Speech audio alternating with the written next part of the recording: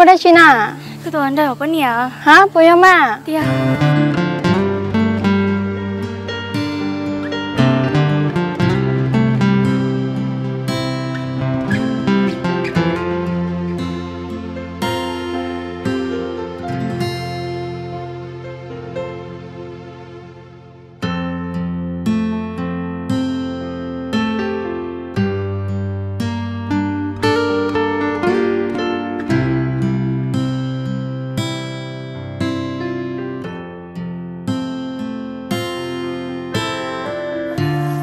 Cái này à, nó mò.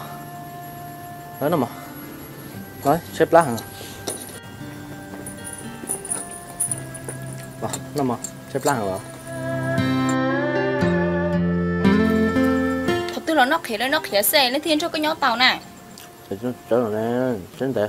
Cái chuyện sống tốt của mày đi một tuần nào là nó. Thế tên là khía nó xe, có thiên nó sợ cũng nó chỉ tàu liền. Không chỉ trở rồi nè. Thật tư là nó đi nó ta đi sư. Các bạn nhớ con chỉ nó có no liều nên thì nó xưa này cái một đó chị hết à ô nó mọt cho mà cái chuyện một đó chị hết à cho cụ cái món này của nhà nữa lúc giờ nhà lấy cái cuốn cho cái nhát tàu liều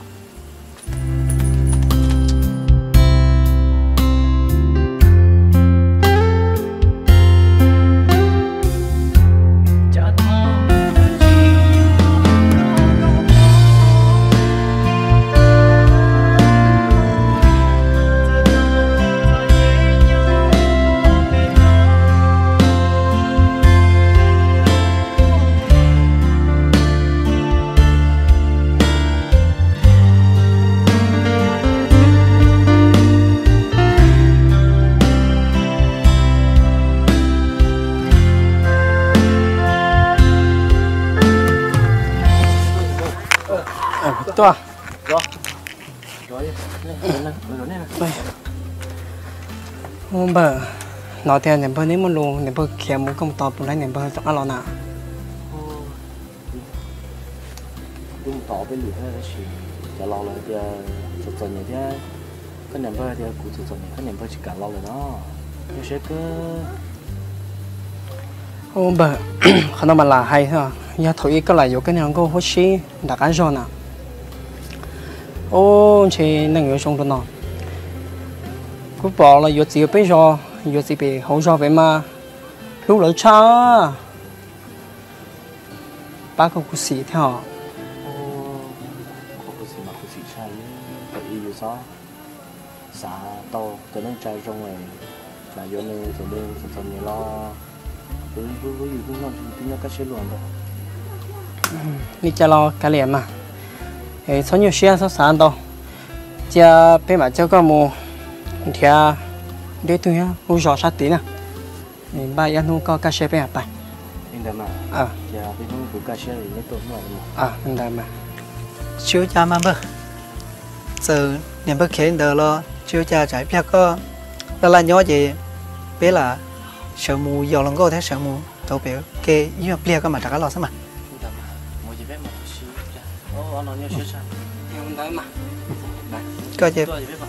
có gì mà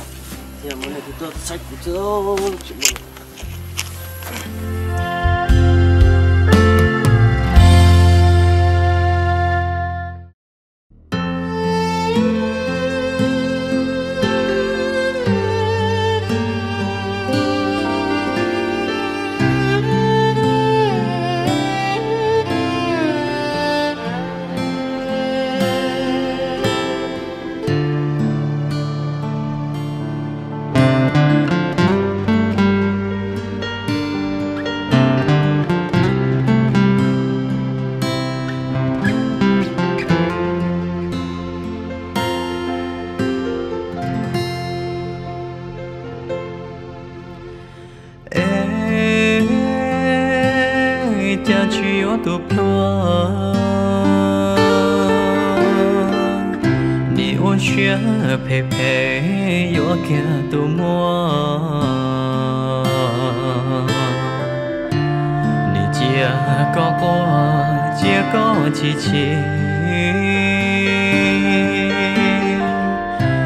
cho tụ thọ cậu cút cho yo po nia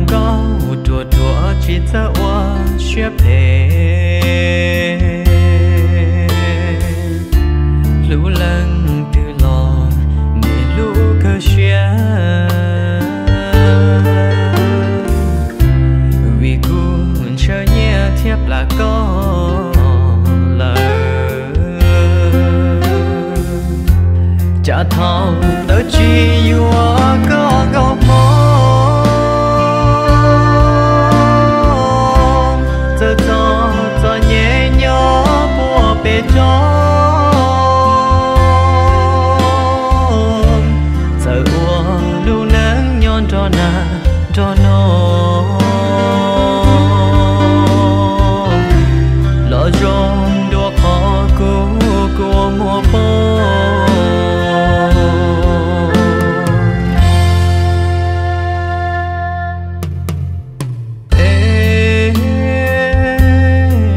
sai tu cho nhẹ sợ nu nó yo ô lê ô tê lo lần luôn thì chỉ suy cha suy chê cha yo khu sĩ tu luôn cao cho nhẹ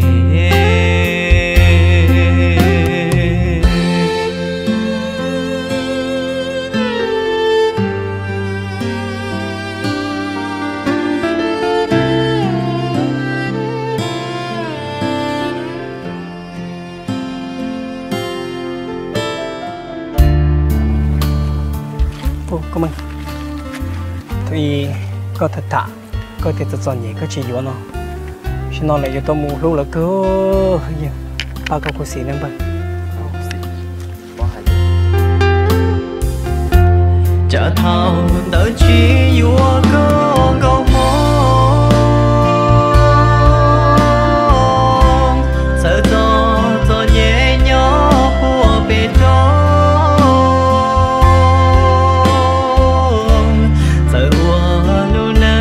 cho na cho nó lo cho được khó của mùa phố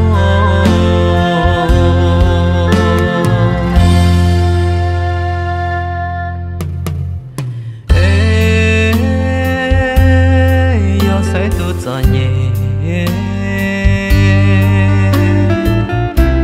sợ nu nó yo